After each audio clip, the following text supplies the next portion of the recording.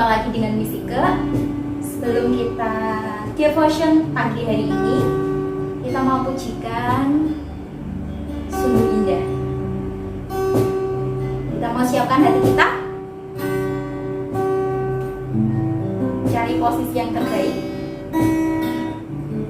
siapkan hati dan pikiranmu. Kita mau puji Tuhan, kita mau sembah Tuhan.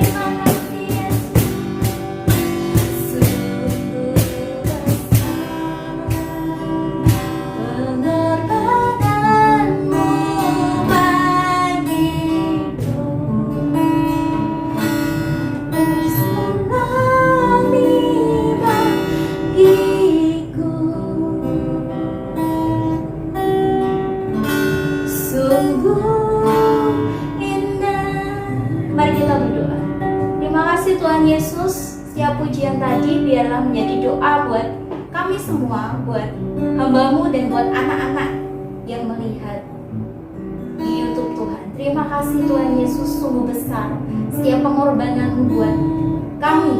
Kau menggantikan kami untuk mati di atas kayu salib. Kau memberikan anugerah buat setiap hidup kami.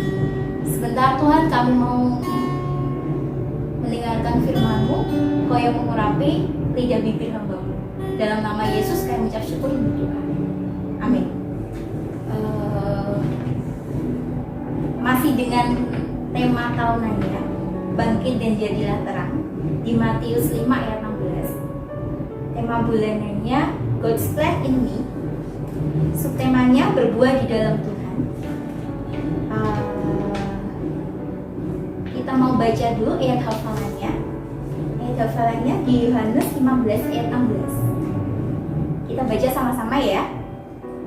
Bukan kamu yang memilih aku, tetapi akulah yang memilih kamu dan menetapkan kamu supaya kamu pergi dan menghasilkan buah, dan buah itu tetap, supaya apa yang kamu minta kepada Bapa dalam namaku diberikannya kepadamu.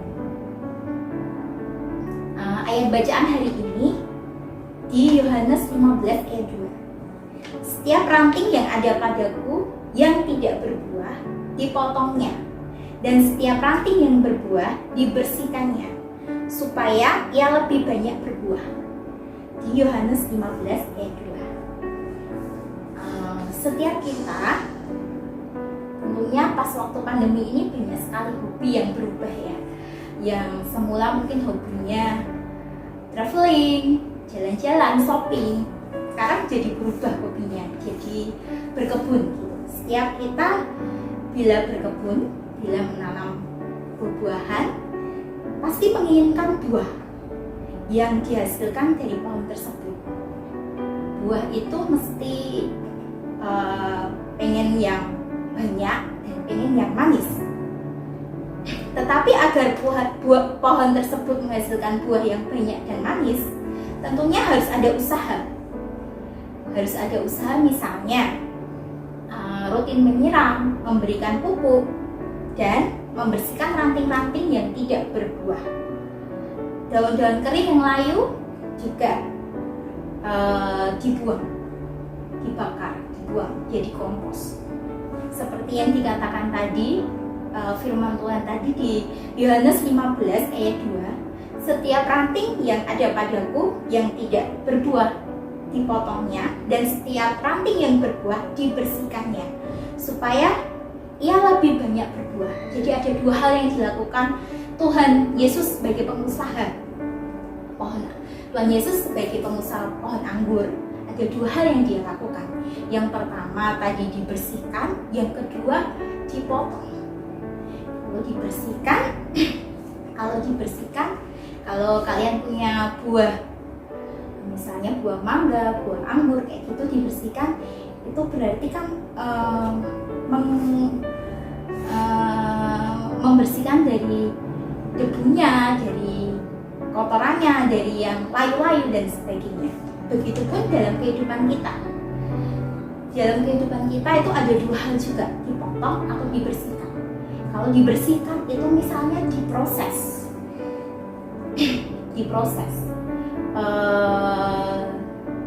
Dalam kehidupan rohani, dibersihkan juga bisa melalui dengan kita berdoa, kita membaca firman Tuhan itu membersihkan kita, membersihkan yang di dalam, membersihkan hati kita, membersihkan pikiran kita.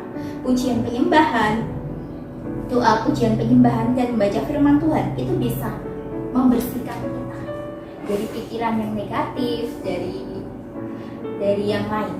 Terus Tuhan, kita juga sebagai anak Tuhan, kita harus mengizinkan Tuhan untuk memproses dalam kehidupan kita seperti itu, supaya kita dapat menghasilkan buah-buah roh, yaitu kasih, sukacita, damai sejahtera, kesabaran, kemurahan, kebaikan, kesetiaan, kelemah lembutan, dan penguasaan diri. Ada juga kadang prosesnya Tuhan membentuk kita itu melalui berbagai peristiwa. Misalnya yang semula saya sombong, saya merasa saya bisa, dikikis kesombongan itu dengan ditunjukkan, ini loh kelemahanmu, kamu harus jangan sombong lagi karena kamu banyak kelemahan dan anugerah Tuhan yang dapat memampukan kamu. Terus ada proses juga tentang misalnya kalau saya egois, saya menuntut hak saya terus, tapi saya tidak melakukan kewajiban saya, itu juga diproses juga. Terus itu juga namanya pembersihan diri kita. Tadi kan yang pertama tadi kan dibersihkan. Dibersihkan dengan firman Tuhan, doa pujian penyembahan, terus diproses Tuhan dalam melalui kehidupan kita.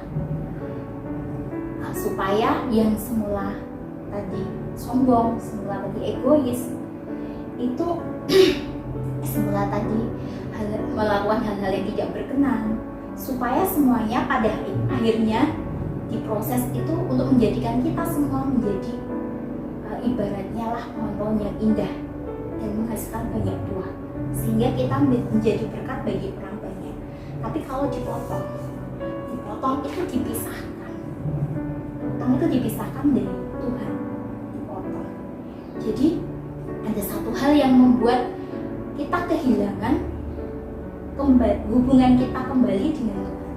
Contohnya misalnya karena Misika terlalu banyak berbohong. Jadi kalau misalnya Misika banyak berbohong, jadi kalau misalnya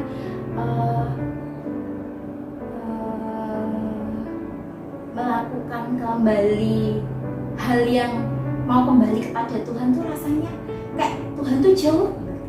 Dipotong itu sudah tidak merasakan damai sejahtera di sini, sudah tidak memiliki hubungan yang dekat lagi sama Tuhan. Yang semula apa-apa tanya sama Tuhan, apa-apa ngobrol sama Tuhan, tapi karena ada dosa, ada kebohongan, jadi mau tanya sama Tuhan malu, semakin lama jauh sama Tuhan, nggak ada damai sejahtera di sini. Itu dipotong dari Tuhan. Kayak gitu. Jadi ada dua hal, dibersihkan dan dipotong. Beberapa hari yang lalu saya terberkati dengan kesaksian artis di YouTube. Dia bercerita kalau ketika dia hamil anaknya 2 bulan, suaminya jatuh dalam dosa. Ketika itu Tuhan memulihkan kembali hubungannya dengan Tuhan, yang semula dia cuma istilah anak Tuhan saja, tapi tidak punya hubungan sama Tuhan, tidak pernah berdoa, tidak pernah baca firman. Tapi karena kejadian itu, karena proses itu, dia punya hubungan sama Tuhan. Dia terus mendoakan suaminya, terus mendoakan apapun peristiwa terjadi di hidupnya. Dia juga mendoakan anak yang dalam kandungannya, dan dia bisa mengampuni suaminya, mengampuni semuanya di situ. Dan sampai satu titik prosesnya itu membuat dia bercerai sama suaminya. Tapi Tuhan, proses yang dia lewati, proses yang ini artis ini lewati gitu di YouTube itu membuat dia memiliki buah. Yang pertama kesetiaan.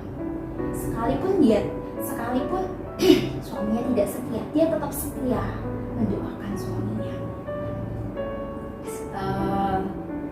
Dan dia juga mengampuni suaminya, mengampuni semua proses dalam hidupnya.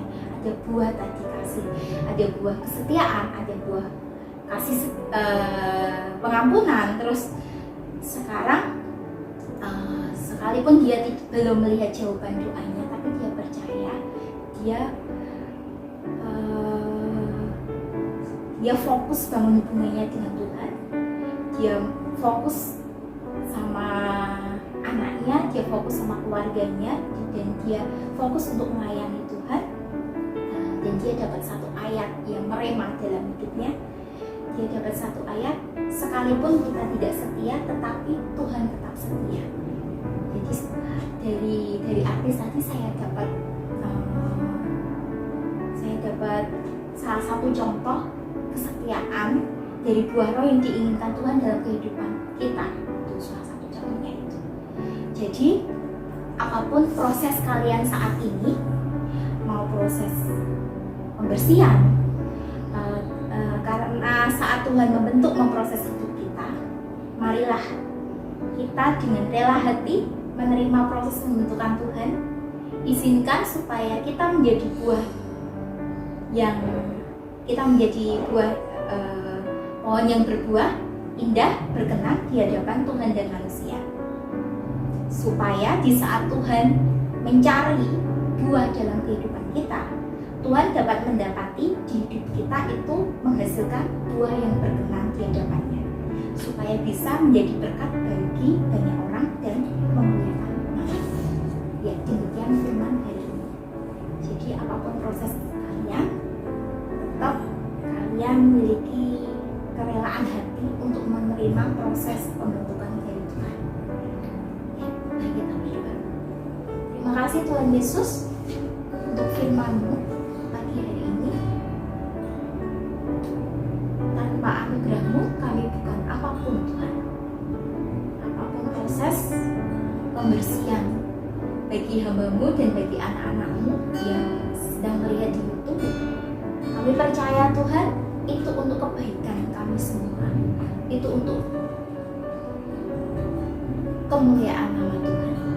Sebentar Tuhan, kami mau menyerahkan waktu selanjutnya dalam tangan-Mu.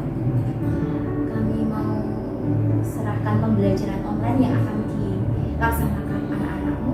Engkau yang terus mengintervensi apapun yang mereka kerjakan buat semuanya untuk kemuliaan Tuhan. Dalam nama Yesus kami mengucap syukur dan berdoa.